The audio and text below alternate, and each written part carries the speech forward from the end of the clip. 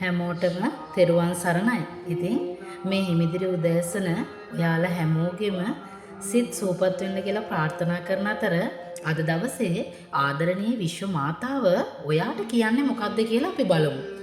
මේ වෙලාවේ සුබ අලුත් අවුරුද්දකුත් ඇවිල්ලා තියෙන වෙලාවේ සමහර වෙලාවට ඔයාගේ ජීවිතේට අහම්බෙන් හෝ යම් අනාවැකියක් ලැබෙන්න විශ්වයෙන් තීරණය කරලා තියෙනවා නම් මේ බලන වෙලාවේ මේ පණිවිඩය ඔයාට වෙන්න පුළුවන්. හරි.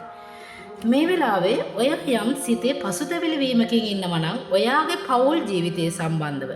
එහෙමත් නැතිනම් ඔයා ආදරය කරපු කෙනා සම්බන්ධව. එහෙමත් නැතිනම් ඔයා වැඩියෙන්ම ඔයාට හිතවත්ව හිටපු කෙනෙක් සම්බන්ධව ඈත් වීමක් පෙන්නනවා.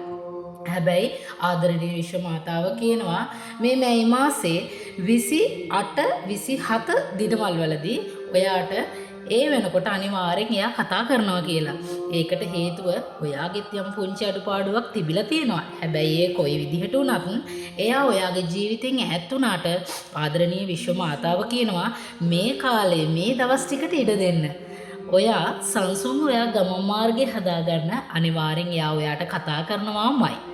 විශ්වාසයෙන් ඉන්න ආදරණීය විශ්වය ඔයාට මේ පණිවිඩය දෙන්නේ ඔයා ගොඩක් දුකින් ඉන්න නිසා.